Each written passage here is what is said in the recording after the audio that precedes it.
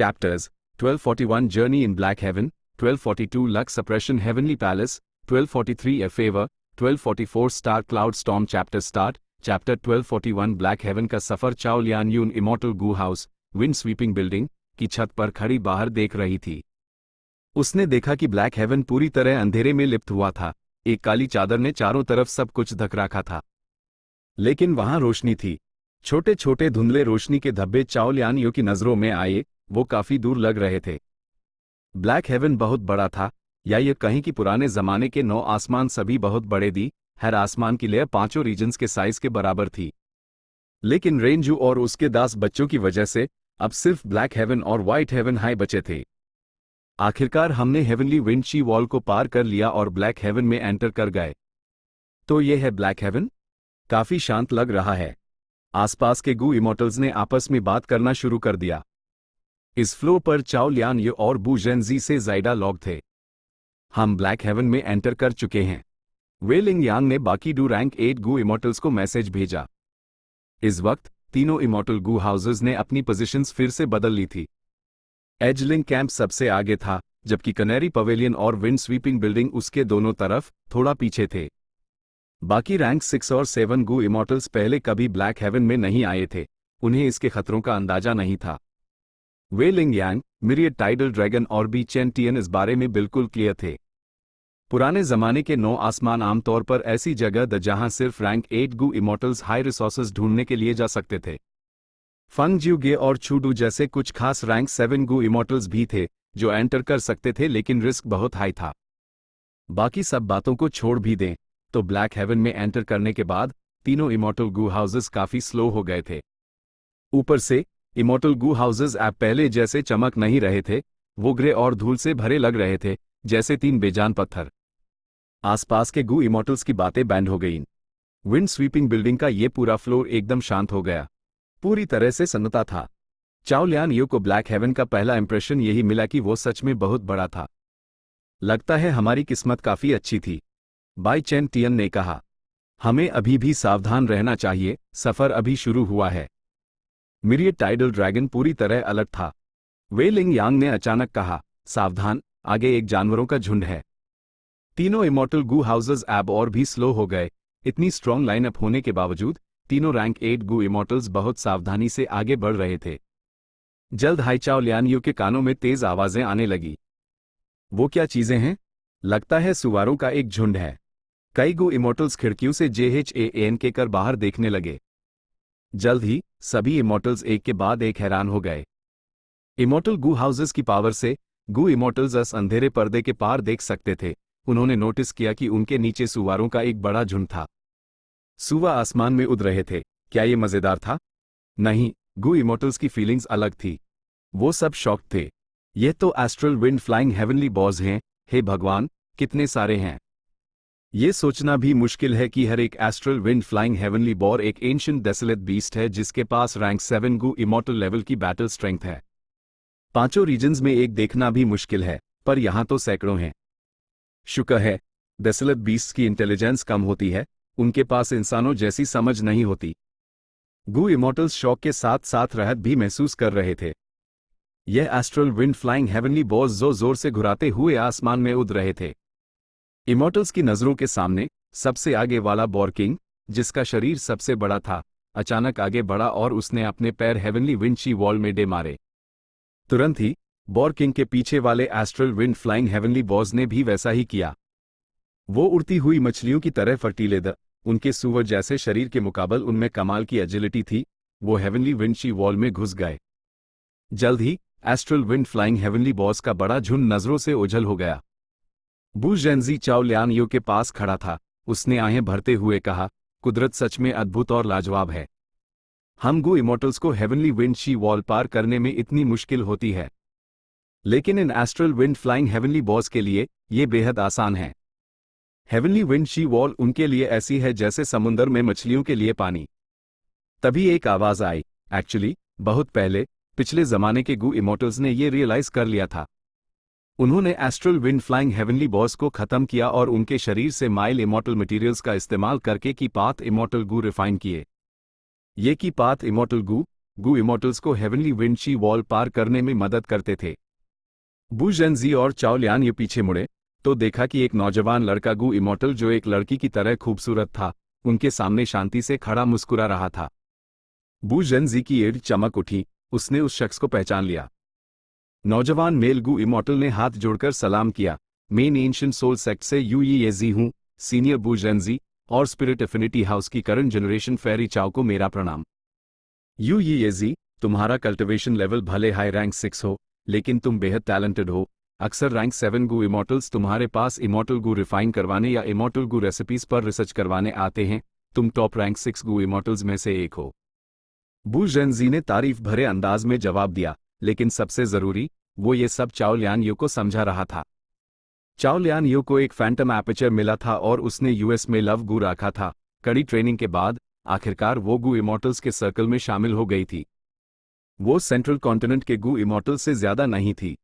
Hello यूईएजी, चाओ Lian you ने नौजवान गू इमोटल को सर हिलाकर कहा, फिर पूछा, जब तुमने ये कहा तो हमने अनइमोटल गू का इस्तेमाल क्यों नहीं किया जब हम हेवनली विंची वॉल पार कर रहे थे? यूईएजी हंसा, वो इसलिए क्योंकि वो जमाना चला गया जबकि पाथ स्ट्रांग था। ए फ्लैट, ना जाने कितनी की पाथ गू रेसिपीज खो चुकी हैं और उन्हें रिफाइन करने के लिए इस्तेमाल होने वाले गू मटेरियल्स भी एक्सटिंक्ट हो चुके हैं। सोचो, कितने लोग पुराने नौ आसमानों में एंटर कर सकते हैं? लगभग सारे गू इमोटल्स रैंक 8 पहुंचने के बाद हाई इस जगह को एक्सप्लोर कर पाते हैं। इसलिए ऐसा इमोटल गू होने का अन पर शुरू से ही ज्यादा असर नहीं होता। चाओ लियान यू ने सर हिलाया, अपनी समझ जाहिर करते हुए। तभी खिड़कियों के पास खड़े इमोटल से शोर सुनाई देने लगा। चाओ लियान यू पीछे मुड़ी और देखा तो पाया कि काले बादलों का एक बड़ा हिस्सा विंड स्वीपिंग बिल्डिंग के बिल्कुल पास से गुजर गया। ब्लैक हेवन में काले बादल बहुत कॉमन हैं। जो हम देख रहे हैं वो ब्लैक हेवन के सबसे छोटे बादलों में से हैं। असली विशाल काले बादल आसमान में तैरते हुए कॉन्टिनेंट्स जैसे होते हैं। काले बादलों की गहराइयों में डरावने खतरनाक जानवर या पौधे होते हैं। यूईएजी ने समझाया। इन सबसे छोटे काले बादलों को भी तीनों इमोटल गू हाउसेस को पार करने में कई मिनट्स लग गए। यूईएजी सच में बहुत जानकार था। वो ऐसी कई चीजें जानता था जिनके बारे में रैंक 7 गू इमोटल बू जेनजी भी सुरे नहीं था, और वो उन्हें साफ साफ समझा सकता था। उसने चाओ लियान यू के लगभग सभी सवालों का जवाब दिया। वक्त के साथ दोनों में ज्यादा बातें होने लगी और माहौल बहुत रिलैक्स था। आगे के सफर में तीनों इमोटल गू हाउसेस को रास्ते में कई काले बादल मिले। ये काले बादल ब्लैक हेवन में ज्यादा साफ नहीं दिखते थे। बिना एक स्ट्रॉन्ग इन्वेस्टिगेटिव किलर मूव के कोई भी अनजाने में उनके अंदर घुस जाता। काले बादल समुंदर में अकेले आइलैंड्स जैसे थे। काले बादलों की सतह और यहां तक कि उनका अंदर का हिस्सा भी खाली नहीं था, वहां जीव जंतु रहते थे। तीनों रैंक 8 गू इमोटल्स बहुत सावधान थे। उन्होंने अपने इमोटल गू हाउसेस को काले बादलों में नहीं घुसाया। वो लंबा रास्ता लेकर बादलों से बचना पसंद कर रहे थे। लेकिन कभी कभी जब आप मुसीबत से बचते हो तो भी मुसीबत आपके पास आ जाती है। सांपों के फूंकरने की आवाजें सुनाई दी जब काले जहरीले सांपों का एक बड़ा झुंड काले बादलों से निकलकर तीनों इमोटल गू हाउसेस पर हमला कर दिया। ये काले जहरीले सांप सभी डेसोलेट बीस्ट लेवल के थे, जबकि उनका राजा सांप एक एंशिएंट डेसोलेट बीस्ट था। ये कैसे हो सकता है? इस दूरी पर हमें काले जहरीले सांपों के ग्रुप के टेरिटरी में नहीं होना चाहिए था। वे लिंग यांग हैरान था। लड़ना है या पीछे हटना है? बाई चेन टियन ने पूछा। वे लिंग यांग ने सोचा, पीछे हटो, हमें लड़ाई से बचना चाहिए ताकि हमारी बैटल स्ट्रेंथ बची रहे। आगे का सफर बहुत लंबा है।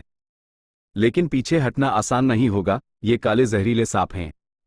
एक दूसरे इमोटल गू हाउस के अंदर से मिरियड टाइडल ड्रैगन ने मैसेज भेजा। काले जहरीले सांप दुश्मनी पालते थे। एक बार जब वो शिकार पर नजर डाल लेते तो पीछा नहीं छोड़ते थे।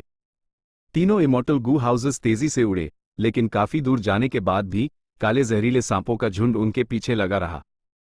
सिर्फ इतना ही नहीं, और भी ज्यादा काले जहरीले सांप काले बादलों से निकल रहे थे। कितने सारे सांप हैं! वो काला बादल तो सांपों का बिल लग रहा है। पता नहीं हमारे 3 रैंक 8 लॉर्ड्स इससे कैसे डील करेंगे। मेरे हिसाब से हमें लड़ना चाहिए। आखिर हमारे पास 3 इमोटल गू हाउसेस हैं। सही कहा, इन काले जहरीले सांपों के पास पॉइजन पाथ डाउ मार्क्स हैं, और इनके स्नेक गट्स हीलिंग इमोटल गू रिफाइन करने के लिए बेस्ट इमोटल मटेरियल हैं। इमोटल गू हाउसेस के अंदर गू इमोटल्स आपस में बात कर रहे थे, अपनी राय दे रहे थे। लेकिन तीनों रैंक 8 गू इमॉर्टल्स भागते रहे, उन्होंने लड़ने की उनकी ख्वाहिश पूरी नहीं की। वो ऐसे ही उड़ते रहे। तीनों रैंक 8 गू इमॉर्टल्स पीछे हटते हुए बचने की कोशिश कर रहे थे। आगे के सफर में उनका सामना काले जहरीले सांपों के एक और झुंड से हुआ, जिसका साइज पहले से भी बड़ा था। उसके अलावा उनका सामना बेर मस्कीटोस से भी हुआ। ये मच्छर भालू जैसे विशाल उनके डरावने मुंह थे। लेकिन सबसे जरूरी बात, उनकी संख्या बहुत ज्यादा थी, काले जहरीले सांपों से कहीं ज्यादा। बेर मॉस्किटो ग्रुप बहुत बड़ा था। एक बार तो तीनों इमॉर्टल गू हाउसेस को बेर मस्कीटोस के एक झुंड ने घेर लिया, उन्हें लड़ना पड़ा। हर बेर मॉस्किटो के पास डेसोलेट बीस्ट बैटल स्ट्रेंथ थी। हजारों लाखों बेर मस्कीटोज ने एक साथ हमला किया। इसका मतलब क्या था? ये बहुत डरावना था। असयुम के बाद जो गू इमॉर्टल्स लड़ना चाहते थे, सब चुप हो गए। उन्हें एहसास हो गया कि ब्लैक हेवन कितना खतरनाक था। शुक्र है उनके पास 3 इमॉर्टल गू हाउसेस दी और रैंक 8 गू इमॉर्टल्स का प्रोटेक्शन था, वरना वो सब बेर मस्कीटोज के हमले में मारे जाते। थोड़ी देर और उड़ने के बाद उन्हें आगे सितारों की रोशनी दिखने लगी। एक काले बादल के ऊपर स्टार फ्रैगमेंट ग्रास यूजीआई हुई थी, जिस पर अनगिनत कीड़े मकोड़ों के झुंड GHAS के मैदान में रह रहे थे। तीनों इमॉर्टल गू हाउसेस पहली बार रुके। कई गू इमॉर्टल्स को स्टार फ्रैगमेंट ग्रास और दूसरे रिसोर्सेज इकट्ठा करने के लिए बाहर भेजा गया। तुम सबने महसूस किया? वे लिंग यांग ने मैसेज भेजा। सही कहा, ब्लैक हेवन का ये सफर खास तौर पर स्मूथ है। ब्लैक हेवन एक्सप्लोर करते वक्त मैंने ऐसा कभी नहीं देखा। बाई चैन टियन ने आहें भरी। मिरियड टाइडल ड्रैगन ने आगे कहा, शायद इस वक्त माहोंगियो को बचाने में सबसे क्रूशियल चीज चाओ लियान यून का होना है। ये हमारी लक को अफेक्ट कर रहा है। ये बादल पुराने 9 आसमानों में आमतौर पर रैंडमली तैरते हैं, उनका कोई फिक्स्ड पैटर्न नहीं होता, यहां तक कि हेवंस विल भी उनके मूवमेंट में दखल नहीं दे सकती। हमारा सामना किससे होगा, ये सब किस्मत पर डिपेंड करता है। वे लिंग यांग ने सर हिलाया। मुझे भी ऐसा ही लगता है। Chapter 1242 luck suppression heavenly palace heavenly court के ऊपर, विशाल बादलों के समुंदर के ऊपर, एक शख्स शांत खड़ा था। बादलों को हिलते हुए देखते हुए वो चुप था। इस शख्स ने नीले सुनहरे रंग का कवच पहना हुआ था, उसकी दाढ़ी उसकी छाती तक फैली हुई थी। वो एक मजबूत शरीर वाला बुजुर्ग आदमी था। यह साउथ डिजोलेशन इमॉर्टल था। मैं याओ हुवैंग, लॉर्ड साउथ डिजोलेशन को प्रणाम करता हूं। एक शख्स सामने आया। ये याओ ट्राइब का पहला supreme Elder, rank 8 Gu immortal याओ हुवैंग था। साउथ डिजोलेशन इमॉर्टल पीछे मुड़ा और मुस्कुराते हुए बोला, हम दोनों हाई रैंक 8s हैं, मुझे दोस्ती समझो, इतने पोलाइट होने की जरूरत नहीं है। याओ हुवैंग ने आदर से झुककर कहा, कल्टिवेशन लेवल के मामले में लॉर्ड साउथ डिजोलेशन, आप मुझसे कहीं आगे हैं। सीनियरिटी के मामले में मैं आपकी अनगिनत पीढ़ियों के बाद का वंशज हूं, मैं इतना रूट कैसे हो सकता हूं? साउथ डिजोलेशन इमॉर्टल ने सर हिलाया, आहें भरते हुए, तुम अच्छे हो, लेकिन अफसोस की बात है कि हमारा हुआंग जिन ब्लड लाइन कमजोर पड़ रहा है। इस विशाल नॉर्दर्न प्लेन्स में लॉन्जेविटी हेवन के अलावा तुम अकेले रैंक 8 गू इमॉर्टल हो जो एक हुआंग जिन ट्राइब से बिलोंग करते हो। प्रिंस फंग जियान गोंग ट्राइब का मेंबर था, लेकिन साउथ डिजोलेशन इमॉर्टल की नज़र में वो ब्लड लाइन के हिसाब से एक बाहरी आदमी था। मेरे जमाने में हुआंग जिन ट्राइब्स में 4 रैंक 8s द, उनमें से एक को टाइगर गोद के नाम से जाना जाता था। उसके पास कमाल की ताकत थी, लोग उसकी बहुत इज्जत करते थे और वो रैंक 9 तक पहुंचने का पोटेंशियल रखता था। बदकिस्मती से वो ब्लैक हेवन में मारा गया। वक्त किसी का सगा नहीं, हुआंग जिन ब्लड लाइन हर पीढ़ी के साथ कमजोर हो रहा है। साउथ डिजोलेशन इमॉर्टल की ईट में गहरी निराशा थी। याओ हुआंग कुछ बोल नहीं सका। याओ हुआंग जिन ब्लड लाइन की ऐसी आलोचना करने के लायक नहीं था, सिर्फ साउथ डिजोलेशन इमॉर्टल को हाई इस पर कमेंट करने का हक था, और वो एक सच्चाई भी बयान कर रहा था। याओ हुआंग के पास जवाब में कहने के लिए कुछ नहीं था। ऐसा ही था, नॉर्दर्न प्लेन्स के हुआंग जिन ट्राइब्स नीचे जा रहे थे, उनमें टैलेंट की कमी थी। इसके विपरीत अकेले और डिमोनिक कल्टिवेटर्स उठ रहे द, जिनमें बड़ी संख्या में जीनियसेस दी, जैसे हेवनली लॉर्ड बाइजू, छूडू और वोल्यू ग्वानयी भी। लेकिन एंसेस्टर जायंट सुन ने इस सिचुएशन का अंदाजा पहले ही लगा लिया था। साउथ डिजोलेशन इमॉर्टल ने अचानक कहा, जिससे याओ हुआंग को बड़ा झटका लगा। ओ, एंसेस्टर जायंट सन तो मडीवल एंटिक्विटी एरा में रहते द, वो इस भविष्य की सिचुएशन की भविष्यवाणी कर सकते थे। भले ही हमारे एंसेस्टर ने लक पाथ कल्टिवेट किया था, उनकी विजडम पथ की क्षमताएं भी कम नहीं थी। ऊपर से लक का असली मतलब हाई अनिश्चितता है। एंसेस्टर ने लक पाथ बनाया, उन्होंने नेचुरली इस दुनिया में बदलाव के असली मायने सीख लिए। उन्होंने 88 ट्रू यांग बिल्डिंग बनाने के बाद ये ऐलान किया था कि ये बिल्डिंग एक दिन जरूर गिरेगी। जब ऐसा होगा तो एक महान युग शुरू होगा। ये बदलते वक्त का संकेत था। साउथ डिजिलेशन इमोर्टल ने आगे कहा। याओ हुवैंग हैरान था, ऐसा है क्या? एक महान युग क्या था? ये एक महान युग था अगर कोई इमोर्टल वेनरेबल या डेमन वेनरेबल अस्तित्व में आ सकता। साउथ डिजिलेशन इमोर्टल ने गहरी सांस ली। एंसेस्टर जायंट सुन ने बहुत मेहनत की और अपने वंशजों की मदद करने और ताकत बचाने के लिए कई इंतजाम किए। वो ये सुनिश्चित करना चाहते थे कि वो इस महान युग के तूफानों और लहरों का हिस्सा बने। सबसे बुरी हालत में वो ये सुनिश्चित करना चाहते थे कि उनका ब्लडलाइन सुरक्षित रूप से आगे बढ़े। याओ हुवैंग ने झिझकते हुए कहा, चाहे हमारा हुआंग जिन ब्लडलाइन कितना भी कमजोर हो जाए, हम कम से कम अपनी रक्षा तो कर ही सकते हैं ना? नॉर्दर्न प्लेन्स अभी भी हमारे कंट्रोल में है, और अगर हम बेकार भी हो गए तो भी लॉन्जेविटी हेवन तो है ही। साउथ डिजिलेशन इमोर्टल ने सर हिलाया। लॉन्जेविटी हेवन शायद स्ट्रांग हो, लेकिन वो सिर्फ हमारे एंसेस्टर का इमोर्टल एपर्चर है। जबकि हेवनली कोर्ट के पास 3 इमोर्टल वेनरेबल्स के इमोर्टल एपर्चर्स हैं, और हेवनली कोर्ट के सभी मेंबर्स ने पूरे इतिहास में अपने ग्रोटो हेवन्स का योगदान दिया है। लॉन्जेविटी हेवन की नींव हेवनली कोर्ट से कैसे कंपेयर कर सकती है? जैसे अभी सेंट्रल कॉन्टिनेंट हम पर हमला करने आया है, उन्होंने 3 रैंक 8 गू इमोर्टल्स और 3 इमोर्टल गू हाउसेस भेजे हैं।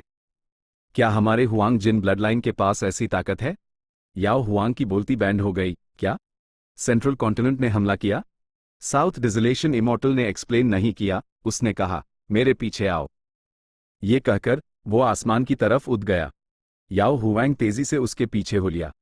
दोनों immortals heavenly wind she wall से गुजरकर ब्लैक हेवन में पहुंच गए। साउथ डिजिलेशन इमोर्टल की रहबरी में याओ हुवैंग दक्षिण पूर्व दिशा की तरफ बढ़ा। थोड़ी देर उड़ने के बाद याओ हुवैंग हिल गया। ब्लैक हेवन इतनी खतरनाक जगह है। भले high main rank 8 immortal materials के लिए अक्सर यहां एक्सप्लोर करता हूं, लेकिन मैंने कभी भी इतना स्मूथ सफर बिना किसी बाधा के नहीं किया। कहीं लॉर्ड साउथ डिजिलेशन के पास ब्लैक हेवन का मैप तो नहीं है? लेकिन सच ये था कि पुराने 9 आसमानों में मैप काम नहीं करते थे। 9 आसमानों में जो बादल वो लगातार बदलते रहते थे। कुछ खास जगहों पर लेकिन वो बहुत कम थे।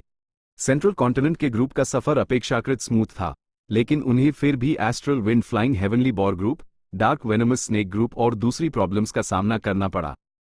साउथ डिजिलेशन इमोर्टल और याओ हुवैंग को बिल्कुल कोई इशू नहीं हुआ। वो एकदम सेफ था, जैसे अपने ही बगीचे में घूम रहे हो। ठीक है, ये वो जगह है। साउथ डिजिलेशन इमोर्टल ने उड़ना रोक दिया। याओ हुआंग भी धीमा हो गया, उसके पास आकर रुक गया। यूज थोड़ा अजीब लगा। ये जगह खाली थी, हवा का नाम और निशान नहीं था। साउथ डिजिलेशन इमोर्टल यहां क्यों रुक गया?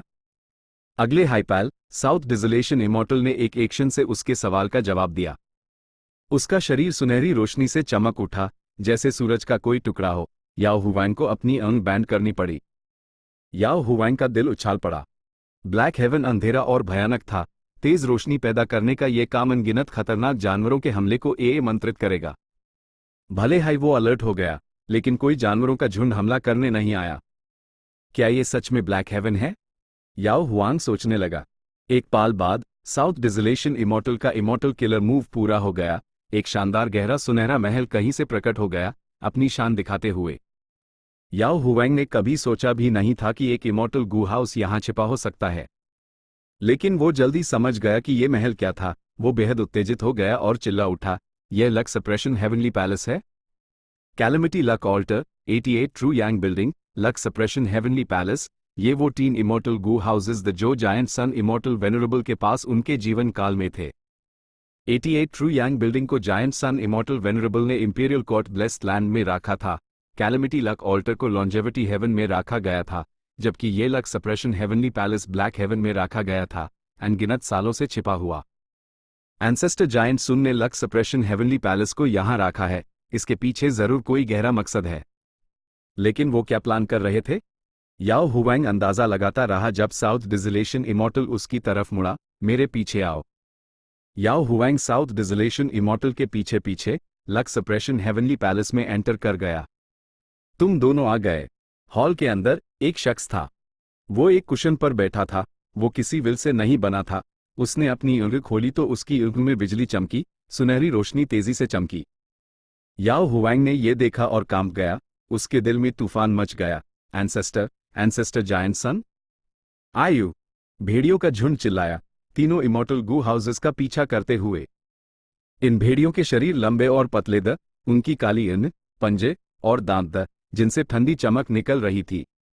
सबसे हैरानी की बात, उनके शरीर पर कोई बाल नहीं थे, उनके पास काले और चमकदार चमड़े के कवच द जो बहुत सख्त थे।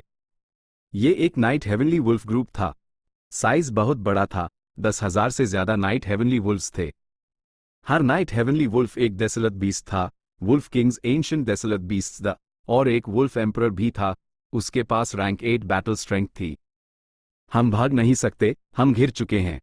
सोचा ना था कि वुल्फ एम्परर के पास एक वाइल्ड रैंक 8 इमॉर्टल गू होगा जो निशान छुपा सकता है।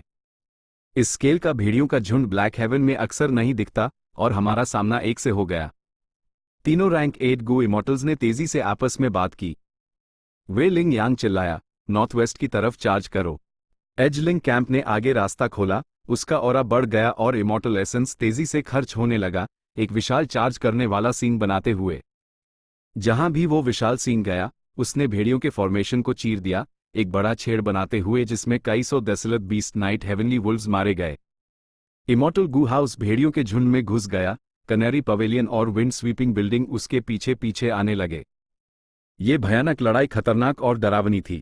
वुल्फ एम्परर ने लड़ाई के दौरान हमला किया, उसके पहाड़ जैसे विशाल पंजों ने इमॉर्टल गू हाउसेस को हवा में उछाल दिया।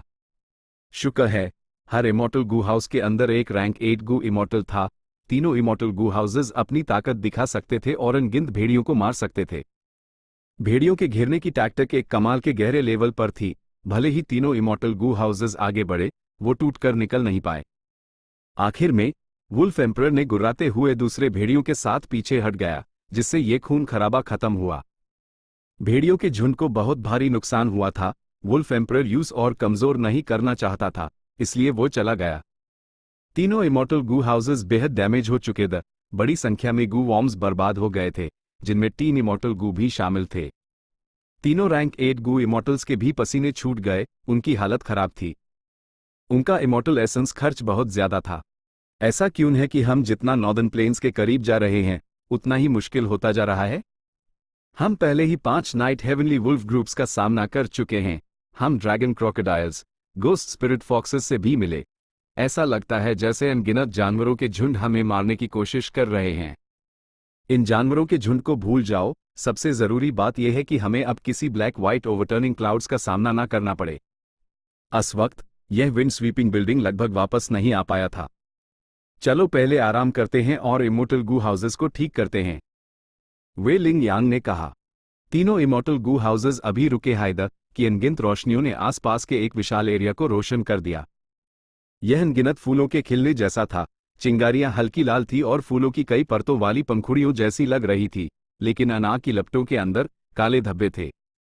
ओह नहीं, यह ब्लैक हेवन का एक खास नज़ारा है। ब्लैक लैंटर्न्स, इनके अंदर अंधी आग पनपती है, उन्हें मत देखो। बाई चेन टियन ने अपनी आर्म बैंड करते हुए चिल्लाया। लेकिन बहुत देर हो चुकी थी। कई गू इमॉर्टल्स ने सिर्फ एक नज़र देखा और उनकी रोशनी चली गई। तीनों इमॉर्टल गू हाउसेस के अंदर चीखने चिल्लाने की आवाजें सुनाई दे रही थी। माहौल अफरा तफरी वाला था। चाओ लियान यून काफी लकी थी, वो गू हाउस के अंदर की तरफ मुंह करके यूयीएजी से बात कर रही थी। यूयीएजी ने ब्लैक लैंटर्न से निकली अंधी आग को देखा। उस महसूस हुआ कि उसकी नज़र तेजी से कमजोर हो रही है और धुंधली हो रही है। उसने जल्दी से अपनी अर्म बैंड कर ली। वो बहुत जानकार था, लेकिन कई गू इमॉर्टल्स नहीं थे। कुछ खिड़कियों पर झुके आसपास देख रहे थे। उन्होंने कम से कम 10,000 अंधी आग देखी। उनकी नज़र पूरी तरह अंधेरी हो गई, देखने की सहमत खो दी। तीनों इमॉर्टल गू हाउसेस जल्दी से घबराहट में भागे। ब्लैक लैंटर्न्स ने कोई फिजिकल डैमेज नहीं किया। हवा या बारिश के विपरीत इमॉर्टल गू हाउसेस उनके बीच से निकल गए और जल्दी हाई ब्लैक लैंटर्न्स को पीछे छोड़ दिया। तीनों रैंक 8 गू इमॉर्टल्स ने गिनती की। कम से कम 3 लोग हमेशा के लिए अपनी आंख की रोशनी खो चुके थे, जिसका कोई इलाज नहीं था। 7 की नज़र बेहद कमजोर हो गई थी, जिससे उनकी बैटल स्ट्रेंथ पर बहुत असर पड़ा, लेकिन इसका इलाज हो सकता था। लेकिन उसके लिए ट्रेजर येलो हेवन के जरिए कुछ हीलिंग इमॉर्टल गू भेजने की जरूरत थी। हम अभी भेड़ियों के झुंड से निकले थे और आराम करना चाहते थे कि हमारा सामना ब्लैक लैंटर्न से हो गया, और वो भी उनके बीच में। ये तो बहुत बदकिस्मती है। रुको, वो क्या है? चींटियों का एक झुंड करीब आ रहा था। हर चींटी एक गू वर्म थी। Nether end Gu. Nether ends रास्ता बना रही हैं, इसका मतलब है कि यहाँ लाखों या करोड़ों सोल बीस की सेना होगी। भागो, जल्दी भागो। तीनों इमॉर्टल गू हाउसेस अभी रुके हाय कि उन्हें फिर से भागने पर मजबूर होना पड़ा। चैप्टर 1243 एक एहसान luck suppression heavenly palace. Giant sun immortal venerable सच में याओ हुआंग के सामने प्रकट हो गया। याओ हुआंग शौक से पागल हो रहा था, यूस इस पर विश्वास नहीं हो रहा था। मेन, साउथ डिजलेशन, इमॉर्टल वेनरेबल को प्रणाम करता हूं। इस वक्त साउथ डिजलेशन इमॉर्टल ने आदर से सलाम किया। ये नालायक वंशज अपने पूर्वज को प्रणाम करता है। याओ हुआंग उत्तेजना से कांप रहा था, वो जल्दी से जमीन पर घुटनों के बाल बैठ गया, उसके चेहरे से आंसू बहने लगे।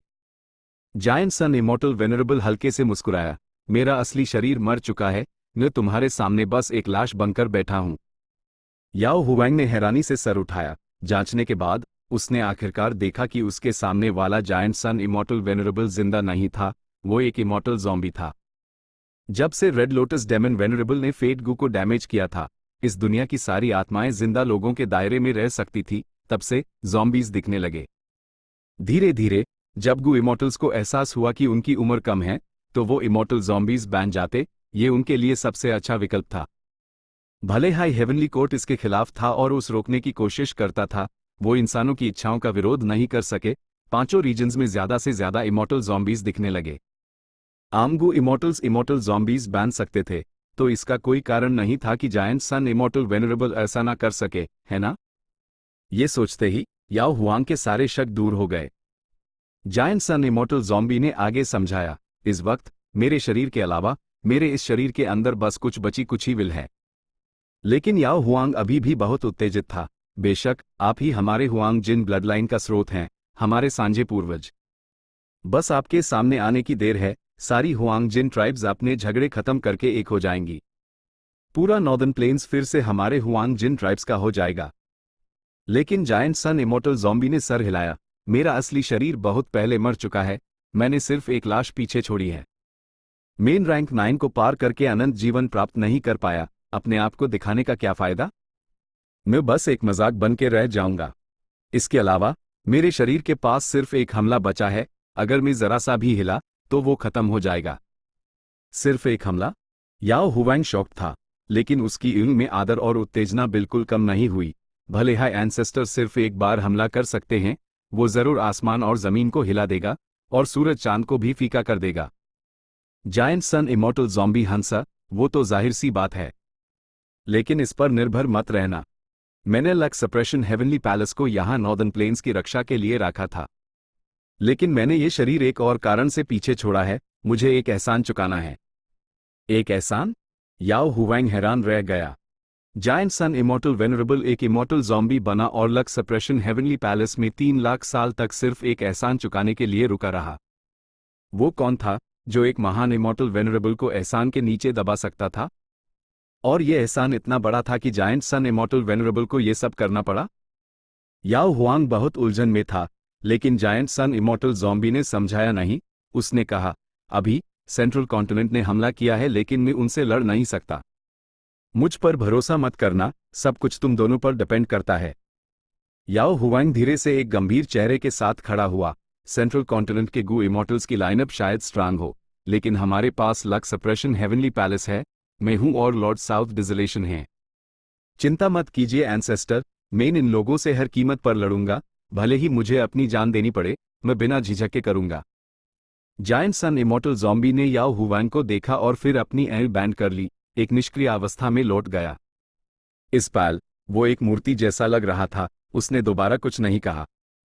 याओ हुआंग को समझ नहीं आया क्यों, लेकिन साउथ डिजलेशन इमॉर्टल ने उसके कंधे पर थपथपाया, मेरे साथ आओ। दोनों इमॉर्टल्स मेन हॉल से निकलकर उसके पीछे वाले हॉल में चले गए। याओ हुआंग अभी भी पहले की उत्तेजना में था। कृपया मुझे आदेश दें, लॉर्ड साउथ डिजलेशन, मैं कुछ भी करूंगा। साउथ डिजलेशन इमॉर्टल ने सर हिलाया। लक सप्रेशन हेवनली पैलेस एक रैंक 8 इमॉर्टल गू हाउस है। इसे एंसेस्टर जायंट सुन ने खुद haven and earth luck true inheritance का इस्तेमाल करके बनाया था। एंसेस्टर जायंट सुन की दूरदृष्टि कमाल की थी। उन्होंने लक सप्रेशन हेवनली पैलेस को यहाँ 3 लाख साल तक रखा, इस एरिया को ऐप तक दबाए रखा। क्या तुम जानते हो हेवन एंड अर्थ लक क्या है? याओ हुआंग हैरान हो गया, बड़बड़ाते हुए, heaven and earth luck. South desolation immortal ने जवाब का इंतजार नहीं किया, वो मुस्कुराया। एक इंसान की अपनी किस्मत होती है, एक जानवर की अपनी किस्मत, एक घास के तिनके की भी अपनी किस्मत होती है। हर जीवित चीज की किस्मत होती है। इसके अलावा पत्थर, नदियां, अन सब की भी किस्मत होती है। और इस पूरे आसमान और जमीन के लिए आसमान की किस्मत और जमीन की किस्मत भी होती है। यह haven and earth luck true inheritance आसमान और जमीन की गहराइयों को समझता है, अन पर रिसर्च करता है, उनका इस्तेमाल करता है और उन्हें बदलता है। ये बात भूल जाओ कि 3 रैंक 8 गू इमॉर्टल्स अपने साथ 3 इमॉर्टल गू हाउसेस लाए हैं, भले ही उनकी संख्या डबल हो जाए, एक बार वो यहां आ गए तो उनका काम तमाम है। मैंने तुम्हें यहां अपनी जान जोखिम में डालने के लिए नहीं बुलाया। तुम लॉन्जेविटी हेवन के बाहर अकेले रैंक 8 हुआंग जिन ब्लडलाइन के वंशज हो। हाँ, याओ हुआंग शॉक था। साउथ डिजिलेशन इमॉर्टल ने आगे कहा, मेरी उम्र अब ज्यादा नहीं बची। इतने लंबे समय तक जिंदा रहने के बाद लाइफ स्पैन गू ने मुझ पर काम करना बैन कर दिया है। आगे मैं चाहता हूं कि तुम देखो कि मैं इस इमॉर्टल गू हाउस को कैसे कंट्रोल करता हूं और इन सेंट्रल कॉन्टिनेंट के गू इमॉर्टल्स को कैसे खत्म करता हूं। मेरे मरने के बाद तुम साउथ डिजिलेशन के रूप में मेरी जगह लोगे। याओ हुआंग की ईंट फटी की फटी रह गई, वो चिल्लाया, lord south desolation. Wind sweeping building के अंदर सन्नाटा था। ब्लैक लैंटर्न्स हवा, बारिश और बिजली की तरह थे। वो ब्लैक हेवन में एक अनोखा नजारा थे। ऐसा नहीं था कि वो अनप्रोटेक्टेड थी, लेकिन ब्लैक लैंटर्न्स बहुत अचानक सामने आए। और सबसे जरूरी बात, जब वो सामने आए तो Canary pavilion, wind sweeping building और एज लिंक कैंप एंड गिनत ब्लैक लैंटर्न्स के बीच में थे। आमतौर पर जब rank 8 Gu immortals black heaven explore करते द अगर उन्हें कोई ब्लैक लैंटर्न दिखता तो वो दूर से ही बचकर निकल जाते। इस बार सेंट्रल कॉन्टिनेंट के गू इमॉर्टल्स अभी अभी नाइट हेवनली वुल्फ ग्रुप से बचकर निकले थे। वो रिलैक्स हो गए थे और उन्हें ब्लैक लैंटर्न्स के आने की उम्मीद नहीं थी, इसलिए कई गू इमॉर्टल्स बुरी तरह जख्मी हो गए। विंड स्वीपिंग बिल्डिंग के ऊपर बाबा, आपकी रैंक 6 गू इमॉर्टल शी जेंगई की एक में आंसू द जब वो सिसक रहा था। उसका पिता एक मशहूर रैंक 7 गू इमॉर्टल एक्सपर्ट था और ये सोचना ही मुश्किल था कि वो उन 3 लोगों में से एक था जो अंधे हो गए थे। जब ब्लैक लैंटर्न्स दिखे तो वो वुल्फ ग्रुप को देखने के लिए एक इन्वेस्टिगेटिव किलर मूव का इस्तेमाल कर रहा था। उसका इन्वेस्टिगेटिव किलर मूव बहुत काम का था, लेकिन उसी के कारण उसकी उंगली की रोशनी चली गई। यह कंफर्म हो गया था कि अब से शीगे कभी नहीं देख पाएगा। वो एक अंधा आदमी होगा जो अपनी उंगली कभी इस्तेमाल नहीं कर पाएगा। लेकिन शीगे शांत था। उसने अपना हाथ बढ़ाया, शी जेंगी के सर पर थपथपाते हुए कहा, तो क्या हुआ अगर मेरी उंगली की रोशनी चली गई? मेरे पास कई तरीके और अनगिनत इन्वेस्टिगेटिव किलर मूव्स हैं। भले ही मेरी नजर चली जाए, मैं अभी भी कल्टिवेट और फाइट कर सकता हूं। इसमें क्या बात है? लेकिन शी जेंगी ने अपना सर झुकाया और दांत पीस लिए, लगभग रोने की हालत में था। मेरे बेटे, आसानी से रोया मत करो। गू इमॉर्टल कल्टिवेशन खतरों से भरा है। जब तक हम जिंदा हैं, हमें आगे बढ़ते रहना चाहिए। एक कमजोर की तरह मत रो। तुम्हें कहानियां सुनना पसंद नहीं है? अनप्रोटैगनिस्ट के बारे में सोचो, वो कैसे जीते थे? शीगे ने धीरे से कहा। शी जेंगी ने सर हिलाया, बाबा, मैं समझ गया। यहां तक कि रैंक 7 गू इमॉर्टल एक्सपर्ट शीगे ने भी इससे अपनी नजर खो दी। चाओ लियान यो ने ये देखा तो उसका दिल कांप गया। उस लगा कि ये इमॉर्टल गू हाउस, विंड स्वीपिंग बिल्डिंग, उतना सेफ नहीं था। लेकिन जल्द हाई यूज मा होंग यो का ख्याल आया। होंग यून, मेरा इंतजार करना। चाहे ये कितना भी खतरनाक और मुश्किल क्यों ना हो, मैं तुम्हें ढूंढ लूंगी और बचा लूंगी। चाओ लियान यो ने अपने आप को हिम्मत दी जब उसकी आंख में दृढ़ निश्चय चमका। ये जी, तुम कैसे हो? चाओ लियान यो ने अपने पास बैठे नौजवान गू इमॉर्टल से पूछा। यह रिफाइनमेंट पाथ गू इमॉर्टल खिड़की के बाहर ब्लैक लैंटर्न्स देखने के बाद से जमीन पर एनी बैंड किए बैठा था। वो खुद को ठीक करने के लिए एक इमॉर्टल किलर मूव का इस्तेमाल कर रहा था। चाओ लियान यून का सवाल सुनकर ये जी ने अपना इमॉर्टल किलर मूव नहीं रोका। उसने बिना आंखें खोले कहा, शुक्र है, मैंने जल्दी रियलाइज कर लिया और अपनी आंखें बैंड कर ली। अगर मैं थोड़ा भी स्लो होता तो मैं खुद को ठीक नहीं कर पाता। ये जी ने आगे कुछ नहीं कहा। वो चुप हो गया। ठंडा पसीना अभी भी उसके माथे पर था जब उसने यूएस दर को महसूस किया। धीरे धीरे गू इमॉर्टल्स शांत हो गए। तीनों इमॉर्टल गू हाउसेस के अंदर एक गंभीर माहौल छा गया। इमॉर्टल गू हाउस के बाहर आत्माओं की चीखें सुनाई दे रही थी। ये कानों को चुभ रही थी, भले हाई इमॉर्टल गू हाउस इसका असर कम कर रहा था। बू जेनजी ने चिंता से बाहर देखा। ओ नहीं, हमें एक सोल बीस्ट सेना ने घेर लिया है। चाओ लियान यो ने यह सुना और बाहर देखा तो पाया कि अनगिनत नेदर एंड गू तीनों इमॉर्टल गू हाउसेस को जी हे हुए द जैसे काली नदी की लहरें। Chapter 1244 star cloud storm. बाहर अनगिनत नेदर एंड गू द जिनके बीच सोल बीस्ट के साए भी थे, वो सच में एक विशाल सेना थी। हैरानी की बात यह थी कि उनके औरस पहाड़ों के एक समूह की तरह आपस में जुड़े हुए थे। जब वो हिलते तो उनकी ताकत कमाल की होती, जैसे एक सुनामी जो अनंत शक्ति से टकराती है। सिर्फ सोल बीस्ट सेना का साइज हाई नहीं, बल्कि ये भी कि उनके बीच कई एंशिएंट और इमेमोरियल सोल बीस्ट्स थे। गू इमॉर्टल्स कई वाइल्ड इमॉर्टल गू के औरस को भी महसूस कर सकते थे। 5 इमेमोरियल सोल बीस्ट्स। हम अभी ब्लैक लैंटर्न से निकले हैं और अब एक सोल बीस्ट सेना यहां है। तीनों रैंक 8 गू इमॉर्टल्स ने चुपके से बात की। सिचुएशन जैसे जैसे बदल रही थी, उन्हें एक बुरा एहसास हो रहा था। उनकी किस्मत बहुत खराब थी, ये बहुत संदिग्ध था। वे लिंग यांग ने गंभीरता से कहा, लगता है अब से हमें अपने सफर में सबसे बुरी परिस्थितियों के लिए तैयार रहना होगा। Damn it. बाई चेन टियन ने अपनी मुट्ठियां भींची। जब से रेड लोटस डेमन वेनरेबल ने फेट गू को डैमेज किया है, आत्माओं को अब्जॉर्ब करने में दरवाजा बहुत कमजोर हो गया है। कई शक्तिशाली आत्माएं इस दुनिया में रह पाती हैं। जब spectral soul demon venerable ascended हुआ तो इस महान युग में दुनिया बदल गई और सोल बीस्ट्स पैदा हो गए। कई आत्माएं तो सीधे सोल बीस्ट्स में बदल गई। अभी पुराने ब्लैक हेवन में सोल बीस्ट्स बड़ी संख्या में मौजूद हैं। हम कब उन्हें मिटा पाएंगे और दुनिया को उसके असली रूप में ला पाएंगे? जल्द ही, मिरियड टाइडल ड्रैगन ने कहा। ये टियन माउंटेन की लड़ाई के बाद दुनिया के ज्यादातर इमॉर्टल ज़ॉम्बीज बर्बाद हो गए। ये किस्मत से भागने वाले द जिनका मरना तय था। अब जब वो मर चुके हैं तो फेट इमॉर्टल गू को रिफाइन करने की मुश्किल काफी कम हो गई है। ग्रैनी शाह अब यूज रिपेयर कर रही है। भले हाई इनफैलेबल ब्लेस्ड लैंड से सक्सेस डाउ मार्क्स ना माइल, हम फिर भी बड़ी प्रगति कर रहे हैं। वे लिंग यांग ने सर हिलाया। ध्यान दो, सोल बीस्ट सेना आ रही है। अभी सबसे जरूरी काम है सोल बीस्ट सेना से बचने की कोशिश करना। मिरियड टाइडल ड्रैगन ने आहें भरी। सबसे अच्छा तरीका थीविंग हेवन डेमन वेनरेबल का डिफेंसिव मेथड इस्तेमाल करना है, वो किलर मूव जो डिवाइन कंसीलमेंट के साथ काम करता है, गोस्टली कंसीलमेंट। अफवाह है कि जिस गू इमॉर्टल के पास ये इमॉर्टल किलर मूव होता है, यूज सोल बीस्ट्स बिल्कुल भी डिटेक्ट नहीं कर पाते। लेकिन अब चलो मेरा ड्रैगन फ्लोर एस्केप इस्तेमाल करते हैं। लेकिन इस केस में मुझे खुद को और 3 इमॉर्टल गू हाउसेस को अपने साथ ले जाना होगा, साथ ही कई गू इमॉर्टल्स को भी। एक बार मैंने यह मूव इस्तेमाल किया तो अगले 3 दिन तक मैं लड़ नहीं पाऊंगा। तीनों इमॉर्टल्स ने डिस्कस किया और मिरियड टाइडल ड्रैगन का तरीका इस्तेमाल करने का फैसला किया। ड्रैगन्स ने दहाड़ मारी। अनगिनत उड़ते हुए ड्रैगन के साए हवा में प्रकट हुए, तीनों इमॉर्टल गू हाउसेस को घेरते हुए। सफेद ड्रैगन के साए एक लंबी नदी जैसे थे। रोशनी से बने अनगिनत ड्रैगन्स, शानदार और ना रुकने वाले, तीनों इमॉर्टल गू हाउसेस के साथ आगे बढ़ रहे थे। सोल बीस्ट सेना ने दहाड़ मारी, उन्हें कई लेयर्स में रोकने की कोशिश की। लेकिन ड्रैगन फ्लो एस्केप कमाल का था। लगातार आगे बढ़ने से जबरदस्ती एक रास्ता बनाया गया और तीनों इमॉर्टल गू हाउसेस खतरनाक सोल बीस्ट सेना से बच निकले।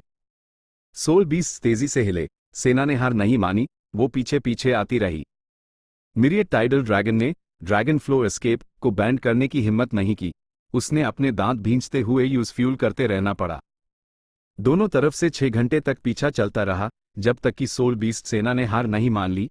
उसका ध्यान काले जहरीले सांपों के एक झुंड पर चला गया। बे थक गया हूं। मुझे कुछ भी करने से पहले 7 दिन आराम करना होगा। ए फ्लैट सब कुछ तुम लोगों पर डिपेंड करेगा। मिरियड टाइडल ड्रैगन का चेहरा पीला पड़ गया था। उसकी पहले जोशीली उंगली में खून के निशान भर गए थे, जैसे वो अपनी सीमा से परे पूरी तरह थक चुका हो। Killer move dragon flow escape को रोकने के बाद मिरियड टाइडल ड्रैगन पीछे की तरफ गिरा और गहरी नींद में डूब गया। उसकी उंगली बैंड थी और वो खर्राटे ले रहा था। उसके खर्राटे खासदा वो ड्रैगन्स की दहाड़ जैसे लग रहे थे। जब वो सो रहा था, उसके शरीर के चारों तरफ एक घना कोहरा बन गया। घना कोहरा एक कोकून बनाने लगा। 2 घंटे बाद कोकून मोटा हो गया और एक हल्के सफेद ड्रैगन के अंडे में बदल गया। हम अनसोल बीस्ट से आजाद हो गए। सच में बहुत खतरनाक था। पिछला killer move 3 rank 8 great experts में से एक का लग रहा था। लॉर्ड मिरियड टाइडल ड्रैगन का तरीका, वो सच में शानदार और प्रभावशाली था। ने पूरी तरह से हैरान था। तीनों इमॉर्टल गू हाउसेस के अंदर गू इमॉर्टल्स खुशियां माना रहे थे और तारीफ कर रहे थे। लेकिन बी चेन टियन और वेई लिंग यांग के चेहरे गंभीर थे। मिरियट टाइडल ड्रैगन गहरी नींद में चला गया था। उन्होंने अपने 3 रैंक 8 में से एक को खो दिया था, लेकिन सफर अभी भी लगभग आधा बाकी था। तीनों इमॉर्टल गू हाउसेस धीमे हो गए जब अंदर के गू इमॉर्टल्स इमॉर्टल गू हाउसेस को रिपेयर करने की कोशिश कर रहे थे। अगले 2 घंटों में सेंट्रल कॉन्टिनेंट के गू इमॉर्टल्स का सामना कई गोस्ट स्पिरिट फॉक्स ग्रुप्स और बेयर मॉस्कीटो ग्रुप्स से हुआ। वो या तो पीछे हेट या लड़ा, आगे बढ़ने के लिए इमॉर्टल गू हाउसेस की ताकत का इस्तेमाल किया। बाई चेन टियन का दिल अचानक हिल गया। उसके होठों पर एक मुस्कान आ गई जब उसने कहा, लॉर्ड वे लिंग यान, मुझे यहां से 3000 लीड और हेवन अटैच्ड फंगी का एक बड़ा मैदान मिला है। ऐसा है क्या? वे लिंग यान ने सांस छोड़ी। तो हम वहीं आराम करेंगे। तीनों इमॉर्टल गू हाउसेस मुड़े और उठ गए। थोड़ी ही देर में तीनों इमॉर्टल गू हाउसेस हेवन अटैच्ड फंगी की सतह पर उतर गए। ये कहाँ है? क्या हम सेफ हैं? चाओ लियान यो ने हैरानी से बाहर देखा, खासकर जब उसने अपने गू इमॉर्टल साथियों को इमॉर्टल गू हाउस से निकलकर हेवन अटैच्ड फंगी पर आज़ादी से घूमते देखा। यू येजी मुस्कुराया और उसने समझाया, पुराने 9 आसमानों की अपनी खास बातें होती हैं। जैसे ब्लैक लैंटर्न फिनोमिनन, वो सिर्फ ब्लैक हेवन में होता है। लेकिन 9 आसमानों में कुछ कॉमन चीजें भी हैं, जैसे astral wind flying heavenly bore या ये हेवन अटैच्ड फंगी। ये फंगी सिर्फ पुराने 9 आसमानों में उगता है। हेवन अटैच्ड फंगी एक रैंक 6 इमॉर्टल मटेरियल है। सबसे जरूरी बात, इसे अपने आप उगना पड़ता है बिना किसी बाहरी डाउ मार्क्स के। दूसरे जीव और यहां तक कि पत्थर भी यहां नहीं हो सकते। इसलिए जब भी हम हेवन अटैच्ड फंगी का मैदान देखते हैं, हमें पता चल जाता है कि यह आराम करने के लिए एक सेफ जगह है। अच्छा, मुझे अब बाहर जाकर कुछ हेवन अटैच्ड फंगी इकट्ठा करना है। ये एक दुर्लभ मौका है। यू येजी तेजी से विंड स्वीपिंग बिल्डिंग से निकल गया। चाओ लियान यू को हेवन अटैच्ड फंगी में कोई इंटरेस्ट नहीं था। वो अभी अभी एक गू इमॉर्टल बनी थी, बहुत कम समय हुआ था। वो कल्टिवेशन रिसोर्सेज की अहमियत नहीं जानती थी। वो सिर्फ ये सोच रही थी कि अपने प्रेमी मा होंगयो को कैसे बचाया जाए। एक पाल बाद विंड स्वीपिंग बिल्डिंग में कोई गू इमॉर्टल नहीं बचा था। क्या तुम कुछ हेवन अटैच्ड फंगी इकट्ठा करने नहीं जा रहे? चाओ लियान यू ने बू जेनजी को देखते हुए पूछा। बू जेनजी मुस्कुराया, सेक्ट ने मुझे तुम्हारी रक्षा करने का आदेश दिया है। मैं तुम्हें एक सेकंड के लिए भी नहीं छोड़ूंगा। चाओ लियान यून इस बात को समझ गई। तो फिर मैं भी नीचे जाती हूं। बू जेनजी ने सर हिलाया, सोचने के लिए शुक्रिया, लेकिन भले ही हम हेवन अटैच्ड फंगी पर खड़े हों, मैं उन्हें नहीं तोड़ूंगा। इससे सिर्फ मेरा ध्यान भटकेगा। अगर कुछ हो गया तो पछताने में बहुत देर हो जाएगी। चाओ लियान यू ने यह सुना तो उसके दिल में गर्माहट महसूस हुई। उसने धीरे से कहा, शुक्रिया। बू जेनजी ने सर हिलाया, इतना पोलाइट होने की जरूरत नहीं। तुम स्पिरिट एफिनिटी हाउस की करंट जनरेशन फेरी हो। मेरी ड्यूटी है तुम्हारी रक्षा करना। चाओ लियान यू ने आहें भरी, खिड़की पर टिककर उदासी से बोली, सोचा ना था कि ब्लैक हेवन इतना खतरनाक है, लेकिन यहां ऐसी सेफ जगह भी है। ये दिखाता है कि ऊपर वाला हमेशा एक रास्ता छोड़ता है। हम इस सफर में जरूर सफल होंगे, है ना? बू जेनजी ने झिझका नहीं, उसने जवाब दिया, बिल्कुल। लेकिन अचानक उसने अपने शब्दों को एक अजीब अंदाज में खींचा। उसी वक्त चाओ लियान यू ने देखा कि दूर कहीं सितारों की रोशनी चमक रही थी। यह ब्लैक लैंटर्न्स की अंधी आग नहीं थी, बिल्कुल नहीं, रंग अलग था। ये नीली सितारों की रोशनी अनगिनत हीरो जैसी लग रही थी जो काले रेशम पर जड़े हो। ये दूर और ना भूलने वाली थी। चाओ लियान यू ने अड़ सिकोड़ते हुए आहें भरी, कितना खूबसूरत है, बहुत खतरनाक। रिकॉर्ड्स के मुताबिक यह साइज। बू जेनजी का चेहरा पीला पड़ गया। उसने कांपती आवाज में कहा। चाओ लियान यून अलर्ट हो गई, क्या?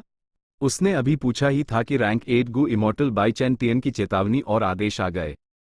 इमॉर्टल गू हाउस के बाहर गू इमॉर्टल्स घबराहट में वापस भाग रहे थे। वे लिंग यांग की नजर एक बाज जैसी थी। उसने करीब आती सितारों की रोशनी को एक गंभीर चेहरे से देखा। कितना बड़ा स्टार क्लाउड स्टॉर्म है। लाखों करोड़ों सितारे अब उड़ रहे थे। कुछ टूटते तारों ने रात के आसमान में लंबी लकीरें छोड़ दी थी, जिनमें बड़े सितारे भी थे, कुछ आइलैंड साइज द, जबकि कुछ जमीन के एक टुकड़े जितने बड़े थे। सितारों के बीच अनगिनत सितारों के रोशनी के कंदर, जैसे बिजली के जाल की बुनाई हो। स्टार क्लाउड स्टॉर्म पुराने ब्लू हेवन का एक अनोखा नजारा था, लेकिन ऐतिहासिक कारणों से पुराना ब्लू हेवन टूट गया और बड़ी संख्या में सितारे पुराने ब्लैक हेवन में गिर गए। इसलिए ब्लैक हेवन में भी स्टार क्लाउड स्टॉर्म्स होते थे। मैंने इतने बड़े स्केल का स्टार क्लाउड स्टॉर्म पहली बार देखा है। बाई चेन टियन का चेहरा बिगड़ गया। अब लगता है यह हेवन अटैच्ड फंगी का मैदान हमें यहाँ आराम करने के लिए लुभाने का एक जाल था। Chapter and.